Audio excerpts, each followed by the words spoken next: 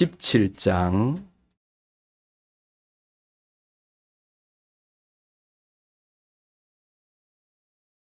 31절부터 37절까지 말씀. 31절부터 37절까지 말씀. 우리 한 절씩 서로 교독하도록 하겠습니다. 제가 먼저 31절 말씀 읽도록 하겠습니다. 제 성경책으로 437페이지에 있습니다. 어떤 사람이 다윗이 한 말을 듣고 그것을 사울에게 전하였으므로 사울이 다윗을 부른지라.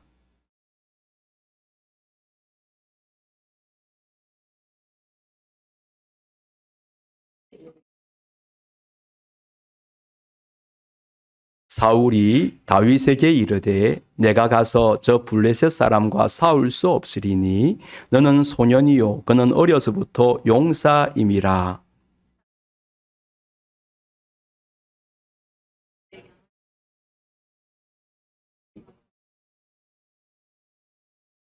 내가 따라가서 그것을 치고 그 입에서 새끼를 건져내었고 그것이 일어나 나를 해하고자 하면 내가 그 수염을 잡고 그것을 쳐 죽였나이다.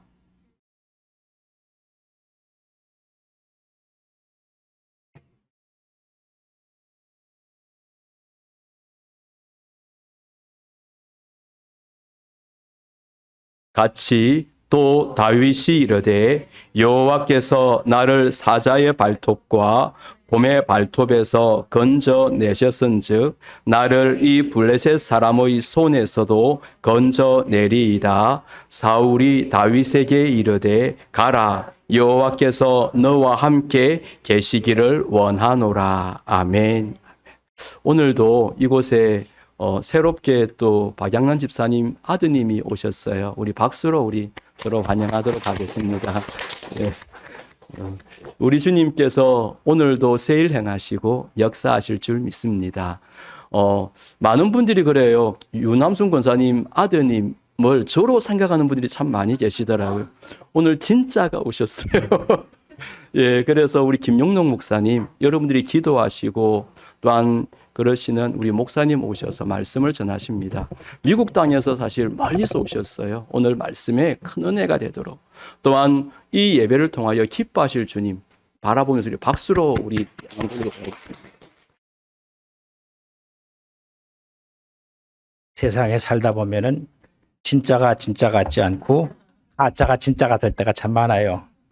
우리 목사님 성품이 참 얼마나 좋으시고 열정이 있으신지 제게 이제 딸 손녀하고 손자가 있거든요. 손녀는 이제 34개월이 됐는데 얘는 그 교회 시아버지, 그러니까 자기 친할아버지가 목사님이고 외할아버지도 목사님이에요. 그래서 지금 이제 친할아버지 교회에 출석을 하고 있어요. 교회에서 이렇게 찬양을 하잖아요. 그러니까 웬만한 찬양은 다 알아요. 그래갖고 빛의 사자들이요 4절까지 다 하고 뒤에서 손 들고 다 이러고 찬양하고. 29개월 된 손자가 또 있어요. 제가 여기 미국 오기 전까지 조지아에 있는데 3주 동안 캘리포니아에 와서 저희와 같이 3주 동안 있었어요. 그러고서 이제 돌아가서 가자마자 조지아에서 유치원에 29개월 됐는데 이제 유치원에 보내려고 이제 엄마가 알아보고 하다가 종일반 있기는 너무 좀 처음이니까 힘들고 오전반만 있게 하자 그래서 보냈어요. 오전반을 보내서 이틀째가 됐는데 그 선생님이 이제 한인 이 운영하는 유치원에 보냈어요. 이게 그러더래요. 아니 애가 어떻게 걸어 다니면서 빛의 사자들이요 노래하고 할렐루야 할렐루야 하고 다니대요. 그래서 혹시 사역하세요? 그렇게 물어보더래요. 사이도 집사하고 딸도 집사예요. 이 영향을 받는다는 게 그만큼 중요해요. 여러분들은 우리 김태경 목사님이 그 언어라든가 행하는 것이라든가 보면 꼭 진짜 목사님 같아, 그렇죠? 그 언어도 저렇게 따뜻하고 부드럽게 말하는 목사님들이 그렇게 많지 않아요. 그리고 또 이렇게 복음에 대한 열정과 또 찬양과 이런 목사님 참 드물어요. 여러분들은 참 행복한 그런 성도인 것을 믿습니다. 아멘. 그래서 이 목사님 영향을 받아서 모든 분들이 다 이렇게 뜨겁고 그리고 또 하나님에 대한 찬양과 사모함이 너무 크니까 저도 너무 행복하고 감사합니다. 우리 샘물교회는 우리 어머니도 다니시고 또 이렇게 우리 한검수 집사님도 계시고 저희 친정 같은 그런 교회에 올 때마다 느끼는데 참 감사합니다. 이번에는 제가 이제 여러분들에게 그 나바오에 대해서 설명을 좀 해드릴게요. 팬데믹 때문에 거의 2년 넘도록 그 나바오에 출입을 못 하겠어요. 그 미국의 인디언들, 그래서 네이티브 아메리칸이라고 그래요. 그들을 보호 구역을 정해놨어요. 나바오 지역이 이제 나바오 인디언들, 나바오 네이티브 아메리칸이라고 하는데 그 사람들이 거주하는 곳이 그 아리조나주, 유타주, 뉴멕시코주에 걸쳐져 있어요. 그 크기가 얼마 되느냐? 경기도의 10배입니다. 그 땅에 몇 명이 사느냐? 지금 통계적으로 한 30만 명이 흩어져 살아요. 그러니까는 한 번씩 그 찾아가기가 너무너무 거리가 멀어요. 황량하고, 이제 팬데믹에 이 사람들이 면역력이 약하기 때문에 이런 전염병이나 감기에 굉장히 취약해요. 이번에 굉장히 많은 사람들이 감염이 되고 또 많은 사람들이 죽기도 했어요. 예, 다시 이제 들어갈 수는 있고 아직까지 대면 접촉은 못하게 돼 있어요. 교회도 저희가 6월 말에 갔는데 6월 말에 그때 다시 이제 예배를 다시 시작하게 됐다 그렇게 얘기를 하더라고요.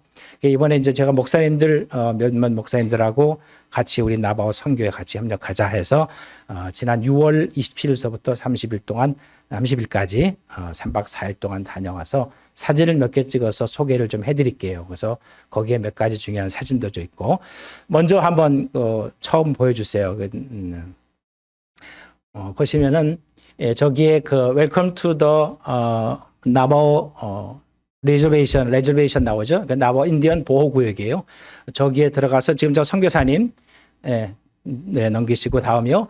그다음에 저 선교사님 가운데에 있는 분이 계시죠. 저하고 같이 이제 군포영광교회에서 파송받은 선교사님이죠. 저분이 이번에 갈 때 그냥 가지 말고 좀 뭐 좀 가져가자 해서 이제 의류 3박스를 지금 전달하면서 선교사님이 좀 현지에 전달해 주세요. 그래서 사진 찍고 그다음 넘기시면은 그다음에 이제 크리스찬 바이블 이게 뭐 아카데미라고 하는 곳인데 그 나바오 목사님들이 신학 교육을 안 받았어요. 그분들이 거의가 다 그냥 열정을 가지고서 그냥 전도사님 하세요. 그럼 목사님 하세요. 이렇게 된 분들이 꽤 있어요. 그래서 그분들에게 이제 신학 교육을 이제 집중적으로 시키는데 지금 12명의 지금 목사님하고 전도사님들이 지금 공부를 하고 있어요.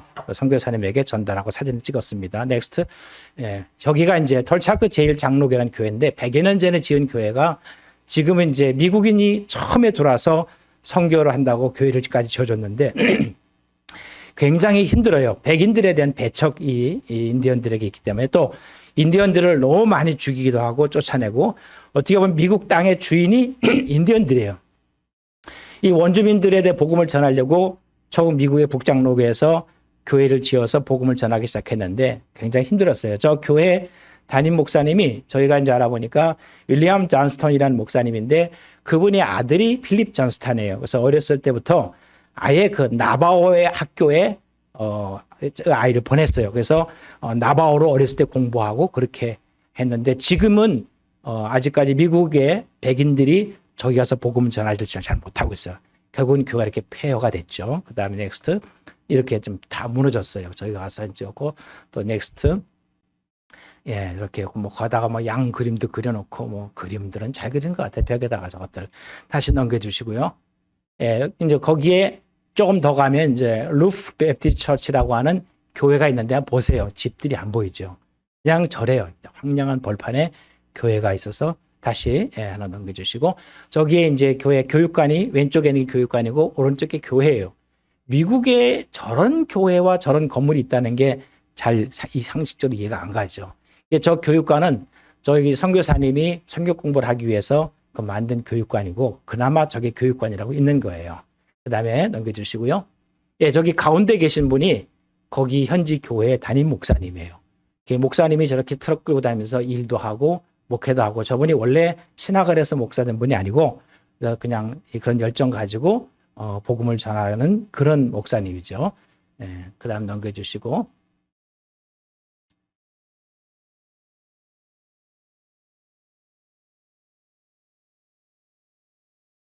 예, 다음에 예, 저분이 이제 누구냐면은 한국 동란 장국 전쟁에 나바오에서 인디언들이 800명이 참전했어요. 그 참전한 분들 가운데 거의 돌아가시고 생존한 분이 거의 안 계세요. 근데 저분이 윌슨 씨라는 분인데 저희가 2016년도 나바오 선교 대회하면서 참전 용사들에게 평화 메달하고 평화 증서를 수여했는데 저분이 빠졌어요. 그래서 이번에 저분을 찾아서 우리가 방문하고 한국 정부에서 평화 메달하고 증서를 주기로 하고 6.25 참전 용사인데 지금 연세가 저분이 96세인가 안 넘어가나 봐요. 96세인가 되신 분 다음 저분이 저렇게 그다음에 넘겨주시고 그래 가족들 사모님하고 같이 저희 사진 찍은 거예요. 저희 집이고 그다음에 넘겨주시고 이분이 이제 6.25 전쟁 때 참전할 때 제일 왼쪽에 있는 분이에요. 7이라고 써 있는 거기서 이제 와서 훈련받는 그런 모습이죠. 그다음에 넘겨주시고 미국 정부에서 받은 그런 군인 아미 US 아미라 그다음에 넘겨주시고 저희는 참전 용사들입니다. 저 때가 2016년도에 제가 행사했을 때 저 왼쪽에 있는 분 보세요. 꼿꼿하게 정말 멋진 군인 같죠. 그다음에 넘겨주시고 요 분이 어떤 분이냐면은 아까 그 톨차크 제일 장로교회 그 목사님 아들이 필립 잔스타인이었잖아요. 이분이 1차 대전에 참전했어요. 1차 대전 참전하고 나서 2차 대전이 벌어지는데 2차 대전의 태평양 전쟁에서 미군들이 일본인들한테 계속해서 암호가 풀리는 거예요. 그 암호 풀리는 암호를 우리가 좀 못 알아들을 수 있는 저 사람들이 풀 수 없는 일본 사람들이 풀 수 없는 암호를 만들면 좋겠다 해서 이 필립 잔스톤이라는 분이 나바오 학교에 다녔기 때문에 나바오 언어로 암호를 만들어 보자. 그렇게 해서 암호를 만들었어요. 먼저 한 5명 정도 처음에 이제 암호를 만들어 가지고 통신했는데 누구도 그 암호를 해석하지 못하는 거예요. 그래서 2차 대전 때 태평양 전쟁에서 계속해서 암호 통신병들을 양성을 했어요. 그 암호 통신병들을 양성해서 전쟁에 투입을 해서 그 암호로 어디 지역에 어느 비행기 이렇게 폭격하고 뭐 계속 하는데 이 암호 통신병들에게는 반드시 옆에서 보호해주는 그 보좌 군인이 한 명이 반드시 따라다녀요. 그런데 만일 위험에 처해서 이 사람이 적군에게 일본군에게 잡힐 상황이 닥치잖아요. 그러면 그를 죽이라고 그랬어요. 그런 어떤 위험 가운데서 이 암호 통신 부대가 설립된 지 올해가 80년대예요. 그 80년 됐을 때 유일하게 암호 통신병으로 2차 대전에 참전했던 분이 토마스 비게이라는 분인데 유일하게 혼자 저분이 남아서 이번 기념대에 참석했어요. 연세가 98세입니다.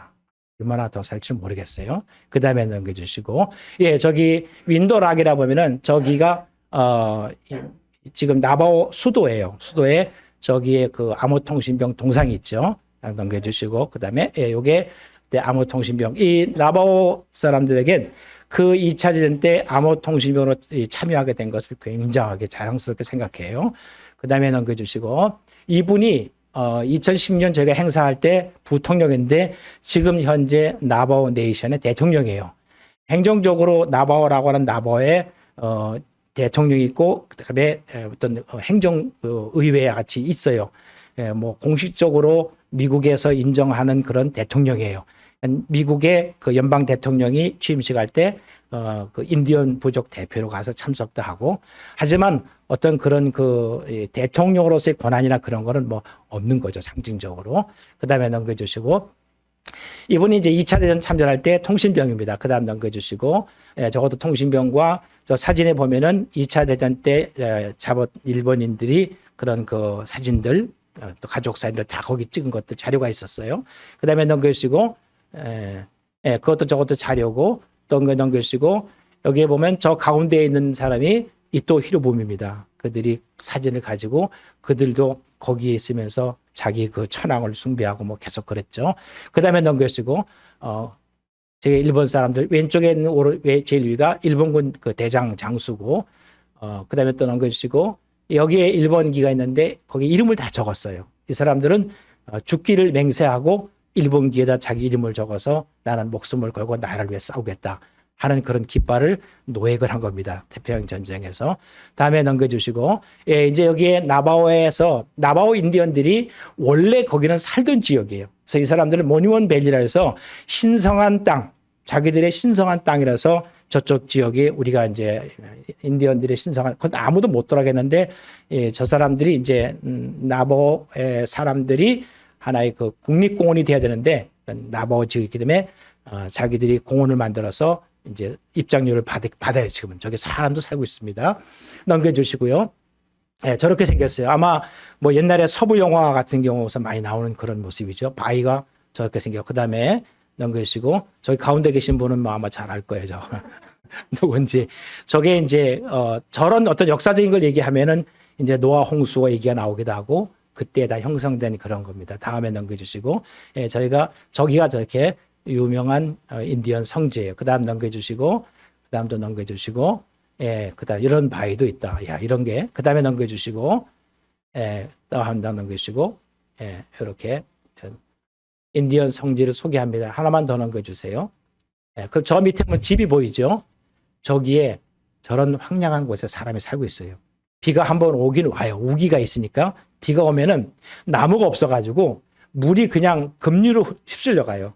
저 밑에 쪽이 저 아래쪽이 이제 강같이 강이지만 그냥 맨 바닥에 지금은 물도 하나도 없어요. 비가 올 땐 범람하는데 그 물을 이 사람들이 받아서 아껴가지고서 저렇게 그 황량한 곳에 살고 있어요. 목축업이라든가 뭐 저기 뭐야 그 말 같은 걸 키우기도 하고 그렇게 살죠. 그 다음에 넘겨주시고. 아, 끝이에요? 아, 그래요? 예. 이렇게 좀 이제 제가 시간이 짧아서 그냥 많은 설명을 안 했는데, 이렇게 그 인디언들이 살고 있는 그 지역이, 우리가 생각할 수 있는 사람이 살 수 있는 땅이 아니다.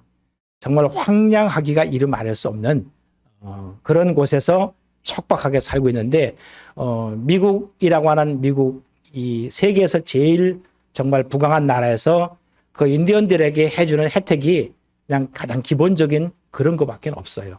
그래도 이 사람들이 저기를 벗어나지 않아요. 왜 그러냐면 자기들 조상부터 내려왔던 땅이기 때문에.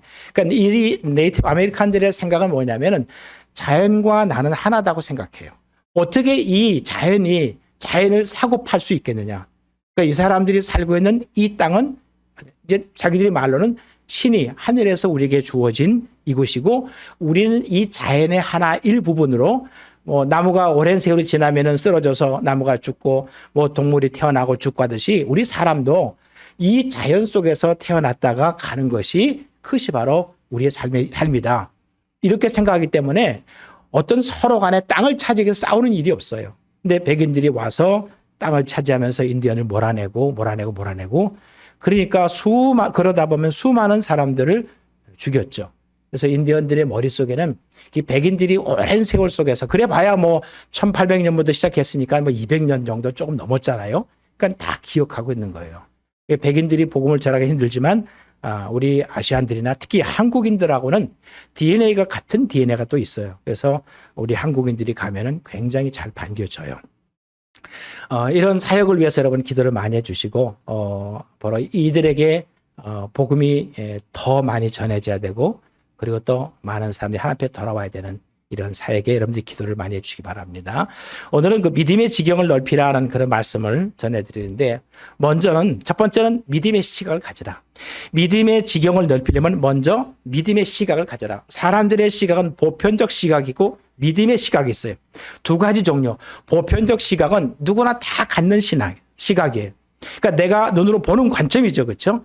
여기 본문에도 보면은 사무엘상 17장 24절에 보면 이스라엘 모든 사람이 그 사람을 보고 심히 두려워하여 그 앞에서 도망하며 누구예요? 골리앗이에요. 요즘의 전쟁터 같으면 이 골리앗 같은 사람이 전쟁에 참여할 수가 없어요. 왜냐하면 징집 대상이 안 돼요. 골리앗이 키가 295 거의 3m가 돼요. 그가 입은 갑옷 무게만 57kg예요. 그러면 어마어마한 거구예요. 그 거구가 군대를 가면은 지금의 군대는 엄폐 그래서 잘 숨어야 되고 잘 피해야 돼요. 이 사람은 그냥 서 있기만 해도 다 보여요. 표적이에요, 그냥. 그러니까 이런 사람들은 현대전에서는 군대에 갈 수 있는 징집 대상이 아니에요. 그런데 그때 당시에는 전쟁이 한 나라의 장수와 장수가 대표로 나와서 같이 싸워가지고 거기서 이기는 그 나라가 승리하는 거예요. 전쟁의 양태가 지금하고 달라요. 그때 당시에도 이 골리앗이라고 하는 블레셋의 특출한 장수가 있었어요. 어려서부터 훈련이 잘 된 사람이고 그리고 전쟁에 능한 사람이에요. 그 사람과 같이 이제 맞싸울 수 있는 상대가 이스라엘은 없는 거예요. 이스라엘의 장수라고 해봐야 얼마나 크겠어요. 이 골리앗과 1대1로 싸울 수 있을 만한 사람이 없어요. 그러니까 모든 사람이 보는 관점은 보편적 관점으로 봤을 때 저 사람과 싸워서 과연 내가 이길 수 있느냐 없느냐라고 생각하면 싸울 수 없다는 거예요. 그러니까 누구도 그 전쟁의 자리에 싸움에 제대로 나가지 않아요. 이게 사람이라는 게 항상 무엇을 봤을 때 그 보는 것은 자기의 관점 가지고 봐요. 이 사람이 갖고 있는 프레임이 있어요. 똑같은 것을 봐도 그 본 것을 생각하는 것, 어떤 일을 겪고 나서 그 겪은 것을 말하고 행하는 것이 사람마다 다 달라요. 이 알래스카의 지역에 실제로 있었던 일인데 어떤 젊은 부부가 결혼해서 이제 아기를 낳게 돼요. 이 아기를 낳는 과정 속에서 이 산모가 너무 피를 많이 흘려서 그만 아기를 낳고 하혈해서 죽고 말아요. 이 아빠가 이 아이를 키워야 되는데 유모가 있어야 하잖아요. 그래서 백방으로 알아보는데 유모를 구할 수가 없어요. 광고에 보니까 아이들을 잘 돌보는 돌봄견이 있습니다. 그래서 그 광고를 보고 그 개를 가서 보니까 그 개가 아이를 잘 돌본대. 그래서 그 개를 사가지고 아기를 돌보게 하는데 그 개가 너무너무 자기 아이를 잘 봐주는 거예요. 그래서 이분이 이제 평상시에 직장에 갔다가 그리고 돌아오고 늘 돌아오시는 게 똑같으니까 그러면 그 아기가 건강하게 하루하루 잘 자라는 거예요. 근데 어느 날은 이분이 회사 일이 늦어가지고서 좀 늦게 퇴근하고 밤에 왔어요. 밤에 퇴근해서 문을 딱 열고 와 보니까 그 돌봄견이 걔가 꼬리를 막 흔들면서 주인한테 나오는데 온몸에 피투성인 거예요. 그리고 바닥에도 막 피 발자국이 막 있고 그게 이 개가 어디서 나오냐? 메스타로민이 안방에서 나오는 거예요. 딱 머릿속에 생각을 이 녀석이 우리 아이를 해갖고서 바로 총을 꺼내가지고 그 개를 거기서 죽였어요. 근데 그 총소리에 안방에서 아기가 놀라고 으앙 하고 우는 거예요. 그 사람이 깜짝 놀라고 방에 들어가니까 아기는 멀쩡해요. 왜 이런 일이 있는가 하고 찾아봤어. 방에 여기저기 가서 뒷마당에 가보니까 뒷마당에 늑대 한 마리가 피투성에서 죽고 있는 거예요. 이게 뭡니까? 그 돌봄견은 그 아이를 지키기 위해서 그 늑대와 목숨을 걸고 싸우고 결국은 이기고 안방에서 아이를 지키고 있었던 거예요. 피투성이 된 채로. 이 사람이 들어왔을 때는 이 개, 피투성이 난 개가 안방에서 나오니까 분명히 내 아이를 해쳤을 거라고 생각하고 아이를 죽였어요. 프레임 법칙이라는 게 사람이 어떤 프레임을 가지고 어떤 시각을 가지고 똑같은 상황에서 어떻게 생각하고 어떻게 판단하느냐, 이게 사람마다 다 다르다는 거예요. 우리 예수 믿는 사람들은 세상의 사람들, 예수 믿지 않는 사람이 보는 관점과 똑같은 관점을 보지 말자는 거예요. 보편적 관점이라는 것은 믿는 사람이나 안 믿는 사람이나 다 볼 수 있지만 믿는 사람이 보고 생각하는 거는 좀 달라야 된다 그 말이에요. 할렐루야. 그게 뭐냐? 믿음의 관점이에요. 우리가 무엇을 볼 때 믿음의 관점으로 보자는 거예요. 다윗이 골리앗을 봤을 때 보편적 관점으로 본다면은 다윗은 군대에 갈 수 없는 미성년자예요. 다윗은 아버지 이새의 도시락 신분을 한 사람이에요. 그래서 자기 형들에게 세 형이 전쟁터에 나갔기 때문에 세 형을 위해서 맛있는 도시락을 만들어서 전달해주고 형들이 잘 있는지 보고 와라. 이것이 다윗이 아들에게 부탁한 거예요. 그렇기 때문에 다윗은 전쟁에 나갈 수 없는 아직 미성년자예요. 그런 다윗이 전쟁터에서 골리앗을 딱 봤을 때 오래오래 멱다는 소리 하면서 누구든지 간에 나와 싸워서 이기면은 우리가 너희의 종이 되고 만일 나와 싸워서 지면은 우리가 너희의 종이 되겠다고 막 소리치면서 그리고 그냥만 날뛰고 다니는데 누가 그 앞에 싸우러 가겠어요? 다윗은 그를 딱 봤을 때 뭐라고 그랬냐면요. 사무엘상 17장 36절 보면요. 주의 종이 사자와 곰도 쳤은즉 살아계시는 하나님의 군대를 모욕한 이 할례받지 않은 블레셋 사람이니까 그가 그 짐승이 하나같이 되리라. 이 누구한테 말해? 사울 왕에게. 다윗이 하나님을 모독하는 저런 자를 왜 가만 놔두냐고 막 소리치니까 뭐 저런 놈이 다 있어? 그래가지고서 왕한테 데려갔단 말이에요. 근데 왕 앞에서도 큰 소리 빵빵 치는 거예요. 주의 종이 사자와 곰도 쳤은즉. 자, 사자와 곰이 그 만만한 겁니까? 사자가요, 호랑이나 사자가 한 번 팔을 내리칠 때 이게 힘이 80kg래요. 그러니까 한번 바바박 하면 80kg, 80kg, 80kg의 그런 위력인 거예요. 그리고 사자의 이 아구의 힘이 뼈도 으스러뜨린 거예요. 그런 사자의 입에서 곰이 미련하다고 그러죠. 곰이 얼마나 영리한지 몰라요. 곰이 냄새도 잘 맡아요. 카나다나 미국에 곰 사냥하는 철이 있어요. 곰 사냥할 때는 바람이 부는 방향 쪽에 있으면 안 돼요. 왜? 곰이 냄새를 맡는 거예요. 반대 방향에 있어야 돼요. 그래서 그 정도로 곰은 냄새가. 곰이 둔하다고요? 누가 곰이 둔하다고 그래요? 나무 위에 올라가는 거 보세요. 사자는 나무에 잘 못 올라가도 곰은 나무에 기가 막히게 올라가요. 그리고 곰 달리는 거 봤어요? 이런 곰탱이 그건 진짜 그냥 가만히 있는데 그 곰탱이 천만의 말씀. 곰이 달리는 속도가요. 자동차 속도가 거의 맞먹을 정도 뛰어요. 그런데 그렇게 힘이 있는 곰, 그다음에 백수의 왕인 사자, 그들을 물리쳤을 뿐만 아니라 그들이 양을 잡았을 때 그 양을 잡아서 물고 있는 그 수염을 잡고 사자의 수염을 잡고 벌려서 그 양을 뺏었다 그랬어요. 그런 거 보면은 이게 다윗이 보통은 아닌 거죠. 그런 용맹함. 그러면은 이 짐승들과의 싸움하고 전쟁의 훈련이 잘 된 사람은 싸움하고는 달라요. 짐승이 갖고 있는 전략과 전술, 사자도 전략과 전술이 있어요. 가만히 동물의 왕국 보세요. 그냥 무작정 덮이지 않아요.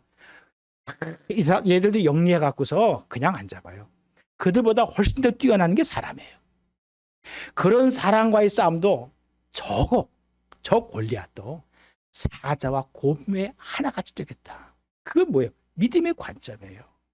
다윗이 골리앗에 나갈 때는 그 골리앗에게 나갈 때 무기를 갖고 하지 않았어요. 그는 손에 막대기 하나 하고 그다음에 돌멩이 5개 하고 물매하고 가져갔어요. 사무엘상 17장 45절 말씀 보시면 너는 칼과 창과 단창으로 내게 나오거니와 나는 만군의 여호와 이른 곳 내가 모욕하는 이스라엘 군대의 하나님의 이름으로 내게 나오노라. 누구의 이름으로? 하나님의 이름으로. 다윗의 관점은 믿음의 관점. 누구를 믿는 믿음이에요? 하나님을 믿는 거예요. 하나님을 믿는 믿음으로 나갔다는 거예요. 그가 아무리 강한 군인이랄지라도 아무리 힘이 있다 할지라도 나는 여호와 하나님의 이름으로 가기 때문에 하나님의 관점, 믿음의 관점은 하나님을 믿는 믿음의 관점. 우리 보통 말하기를 사람들이 뭔가 하면 너 뭐 믿고 이렇게 까불어? 그런 말. 여러분 우리는 뭐 믿고 까부는 거예요? 아멘. 까불어도 누구 믿고 까불어요? 하나님 믿고 까부는 거예요. 그게 예수 믿는 사람이잖아. 하나님이 우리가 하나님 믿고 예수님 믿고 까분다고 그래서 하나님께서 너 왜 까부냐? 그러진 않아요. 우리는 하나님 이름으로 믿음의 관점. 믿음의 시각을 갖는데 오늘 첫 번째 중요한 것은 뭐예요? 믿음의 관점을 가져라. 그 다음에 두 번째는 믿음의 지경을 넓히려면 믿음에는 능력이 있다는 거예요. 여러분이 믿음이라는 것 갖고 있다는 그 자체, 믿음 자체가 뭐예요? 능력 있는 거예요. dynamis라고 하는 그 능력이 어디서 나요? 믿음에서. 이게 사람마다 그 믿음의 정도의 차이는 있어요. 연약한 믿음도 있고 견고한 믿음도 있고 생사고락을 함께하는 그런 믿음도 있어요. 연약한 믿음, 로마서 14장 1절 말씀 보면요. 믿음이 연약한 자를 너희가 봤되 그의 의견을 비판하지 말라. 믿음이 연약한 사람이 이야기하는 그 이야기의 내용을 오랜 생활에서 나름대로 믿음 있는 사람이 들을 때는 좀 더 세상적으로 들릴 수 있겠죠. 그런 사람을 비판하지 말라는 거예요. 사람마다 믿음의 차이가 있다고 해서 그 믿음의 차이가 있는 것 가지고서 그 사람을 갖다가 우리가 업신여기지 말라. 약하게 생각하지 말라. 믿음이라는 것은요. 이것은 하나님께서 우리에게 주신 귀한 복이기도 해요. 예수님께서 어떤 사람은 내 믿음이 크도다라고 말한 경우도 있어요. 또 어떨 때는 예수님께서 믿음 자체 내 믿는 자들이 복되다라고 말씀한 적이 있어요. 도마가 예수님께 나왔을 때 예수님이 내가 눈으로 보고 만져보지 않으면 난 못 믿겠다. 부활하신 예수 그리스도를 도마는 그렇게 생각했어요. 그런 도마에게 예수님이 나타났어요. 다른 제자는 다 봤는데 도마는 못 봤단 말이에요. 예수님께서 도마에게 나타나서 도마야 너는 나를 본고로 믿느냐? 다 예수님께서 보여줬어요. 만져봐라. 너는 나를 본고로 믿느냐? 나를 보지 않고 믿는 자들은 복되도다. 나를 보지 않고 더 많이 믿는 사람들이 복되다 말하지 않았어요. 믿음 자체. 여러분이 그래서 예수를 믿는 그 믿음 자체를 하나님께서 귀 여기고 우리가 갖고 있는 그 믿음은 하나님의 사랑, 하나님께 가까이함, 그리고 하나님께 기도함, 그리고 하나님 말씀에 순종함, 찬양함, 예배함, 이런 걸 통해서 우리의 믿음이 점점 넓어지는 거죠. 커지는 거예요. 믿음이 크다는 것은 그만큼 신뢰감이 더 많아진다는 거예요. 사람과 사람이 처음 봤을 때 처음부터 믿어요? 그렇진 않아요. 그렇죠? 맨 처음 본 사람 뭐 보고 믿어요? 시간이 지나야 돼. 그렇잖아요. 시간이 지나면서 야, 저 사람 인성이 참 괜찮다. 아, 저 사람 같이 이야기해 보니까 저 사람 말하는 것이 참 건전하다. 같이 생활하고 해보니까 야, 그 사람 참 믿을만하구나. 그러면 시간이 점점 뭐가 생기는 거예요? 믿음이 생기는 거예요. 맨 처음 본 사람 보자마자 그냥 딱 믿는 경우는 거의 없어요. 교회도 마찬가지라는 거예요. 여러분들이 믿음이라는 것, 믿음 자체가 있다고 한다면 그 믿음은 시간이 지나면서 여러분이 하나님께 더 가까이 하려고만 한다고 한다면 우리의 믿음은 지경이 넓어지게 될 줄로 믿습니다. 그 믿음 속에는 하나님의 능력이 있는 거예요. 로마서 4장 20절 말씀에 믿음이 없어 하나님의 약속을 의심하지 않고 믿음으로 견고해져서 하나님께 영광을 돌리며, 그러니까 믿음이라는 것은 우리 속에 있는 그 믿음이 견고하다는 것은 하나님을 의심하지 않는 거예요. 내가 어떤 기도를 했을 때 기도의 응답이 바로 응답되어지는 경우도 있고, 어떨 때는 한 달이 지나고 1년이 지나고 또 5년이 지나고 10년이 지나도 그 응답이 내게 보여지지 않은 경우가 많아요. 그러면은 우리가 거기에 대해서 아이고 내가 기도를 잘못했나 보다. 아니에요. 그냥 기도하고 잊어버려요. 내가 기도하고 응답 왜 안 하지? 그러면은 결국은 점점 내 믿음만 점점점 독이 금이 가서 물이 새듯이 새나가는 거예요. 하나님께 내가 믿고 맡겼으면 뭐예요? 잊어버리는 거예요. 그 다음은 누가 할 일이에요? 하나님께서는요, 기억력이 너무 좋으세요. 여러분이 기도한 모든 기도, 지구상의 70억의 인구가 기도한 기도, 그 모든 사람의 기도가 했다. 다 70억이 다 예수 믿는다고 그래요. 그 70억의 소리를 다 기억하고, 하나님의 메모리는 어마어마한 거예요. 슈퍼컴퓨터예요. 다 기억하고 있어요. 그래서 하나님께서 이 사람은 요럴 때 응답하는 게 좋겠다. 요 사람은 요럴 때 좋겠다. 그 시기와 그 때를 하나님께서 아시고 응답하는 거예요. 우리가 할 일은 뭐예요? 그 하나님을 끝까지 믿고 하나님 앞에 나가는 거예요. 할렐루야. 믿음에게 뭐에 능력이 있다는 거예요. 또 우리가 점점점 믿음 생활하다 보면은 하나님께 더 가까이 나가고 은혜 받고 성령 받고 헌신하고 그러면 생사고락을 함께하는 믿음도 있어요.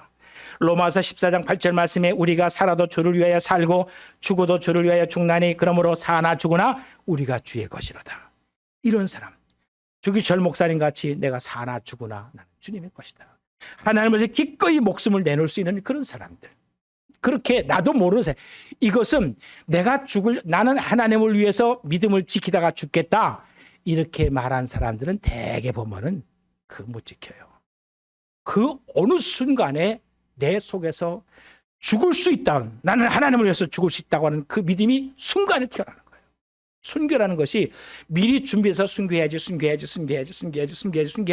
그렇게 한 사람이 순교하는 것이 아니라 저 사람이 순교할 사람 아닌 것 같은데 순교한 사람이 있단 말이에요. 저 사람이 순교할 사람인 것 같은데 안 한 사람이 있어요. 그런 예들이 일본 때나 한국 전쟁 때나 수없이 많이 있어요. 여러분들 믿음을 끝까지 가지시고 내 속에서 있는 그 믿음의 역량을 점점 키워나가세요. 그 키워나가려면은 여러분이 하나님께 더 가까이 나가야 되고 기도해야 되고 말씀을 잘 듣고 내가 믿음으로 살려고 하는 그런 마음, 사람들의 마음이 중요한 거예요. 아까 프레임의 법칙에서 말씀했잖아요. 우리가 어떻게 생각하느냐, 우리가 하나님을 어떻게 믿느냐 하는 것은 여러분과 개개인의 차이예요. 그 개개인의 차이에 따라서 우리의 믿음도 그만큼 역량이 넓어지는 거예요. 중요한 것은 우리가 큰 믿음을 가졌던 작은 믿음을 가졌던 그 믿음 속에는 뭐가 있다? 능력이 있다. 아멘. 여러분이 하나님을 믿을 때 그 믿음을 통해서 하나님의 능력이 여러분의 삶 속에서 드러나게 될 줄로 믿습니다. 그 다음에 세 번째, 믿음의 지경을 넓히라. 믿음은 열매가 있다는 거예요. 믿음은 열매가 있다. 여러분이 하나님을 믿을 때 그 믿음 속에는 뭐가 있느냐? 하나님과 나와 하나가 돼서 연합되는 거예요. 그래서 하나님의 생명이 그 안에 흐르는 거예요. 여러분이 예수 그리스도를 믿는 것은 그리스도에서 연합되는 거죠. 예수님의 십자가의 죽으심이 나와 함께 죽으심이고 예수님의 부활이 나와 함께 하는 그 부활이에요. 예수님의 그 죽으심과 부활 생명이 여러분이 그리스도 예수를 믿을 때 것은 내게도 주어지는 거예요. 그것이 연합이라고 그래요. 우리가 믿는 그 믿음이 예수 그리스도의 십자가의 죽음과 부활을 믿는 거잖아요. 그 죽음과 부활을 통해서 나도 그리스도 예수와 함께 죽고 예수 그리스도께서 사신 그 산 생명이 내게 있다는, 그게 연합이란 하나가 되는 거예요. 그 연합이 돼서 하나가 된다는 것을 예수님께서 요한복음 15장 5절에 나는 포도나무여 너희는 가지라. 그가 내 안에 내가 그 안에 거하면 사람이 열매를 많이 맺나니. 포도나무예요. 우리가 예수 그리스도를 믿는 순간에 여러분은 포도나무에 접붙인 바가 되는 거죠. 그러면 포도나무에 접붙인 바가 되었을 때 그 포도나무 가지에서는 뭐가 맺혀요? 열매가 맺혀요. 우리는 포도나무 가지예요. 그 포도나무 가지에서 열매를 맺어요. 그러면 그 포도나무가 열매를 잘 맺으려면 어떻게 해야 돼요? 그 나무 놓고 하나님 아버지 열매를 잘 맺게 해주세요. 1년 내내 기도한다고 열매가 맺어요? 아니잖아요. 물을 줘야지. 거름도 줘야죠. 또 그 나무를 전지를 잘 잘라줘야죠. 그렇잖아요. 그 물과 거기에 거름과 그건 하나님의 말씀이고 양식이잖아요. 거기에 잘 잘라주는 것은 내가 생각하는 욕심, 세상적인 것들 그거 다 끊어내요. 그러면은 풍성한 열매가 맺어요. 여러분, 믿음은 하나님과의 결합이고 그 결합 속엔 뭐가 있어요? 열매가 있어요. 하나님 주시옵소서 주시옵소서 백날 주시옵소서 하는 것보다 여러분이 하나님을 잘 믿으면은 거기에 맺혀지는 게 열매가 있어요. 그 열매가 뭐예요? 그게 복이에요. 열매를 잘 맺는 나무가 되기를 주의 이름으로 축복합니다.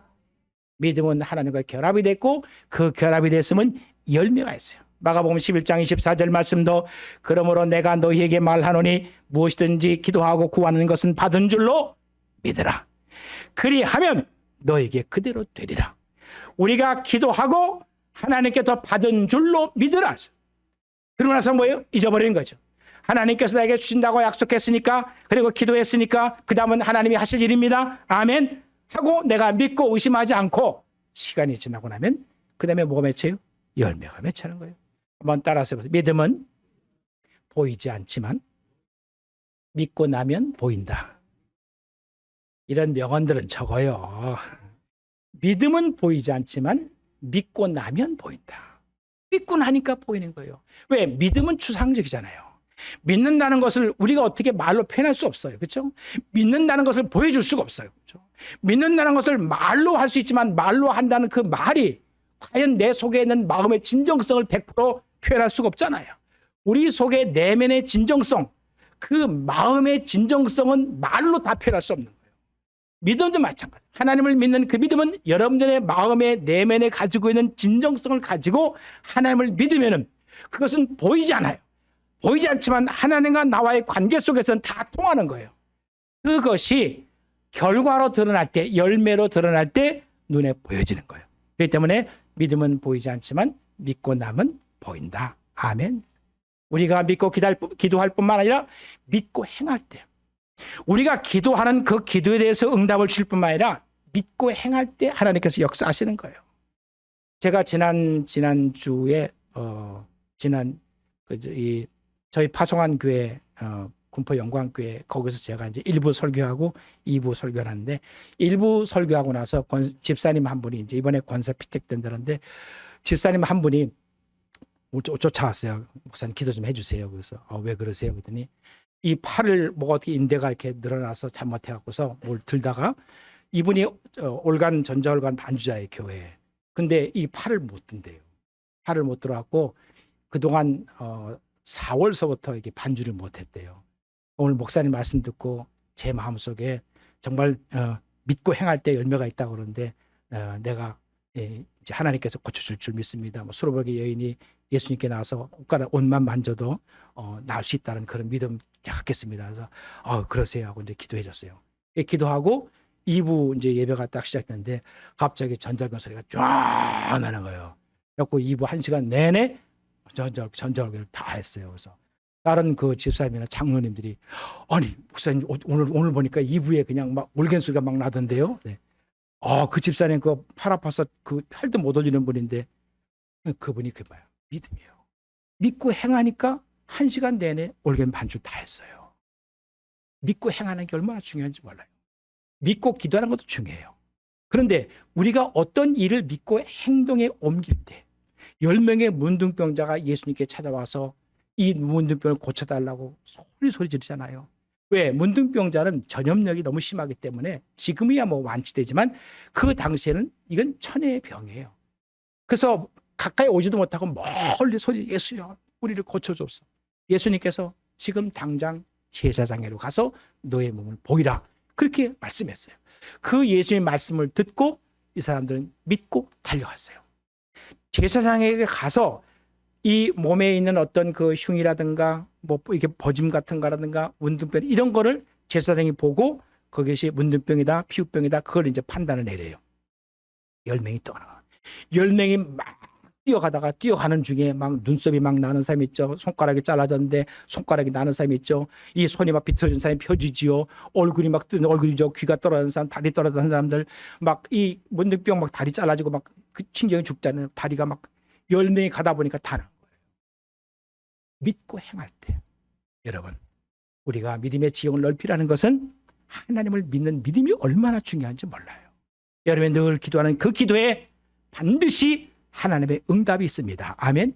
여러분 믿고 행하는 그 모든 삶 속에 하나님의 열림과 축복이 있어요. 이러한 믿음이 여러분 모두에게 넘치기를 주의 이름으로 축원합니다. 오늘 믿음에 대해서 믿음의 지경을 넓히라. 믿음의 시각을 가지라. 믿음에는 능력이 있다는 거예요. 믿음엔 열매가 있다. 여러분들이 이 귀한 믿음 속에서 하나님 앞에 충성된 신앙으로 평생 놀라운 축복이 있기를 주의 이름으로 다시 한번 축원합니다.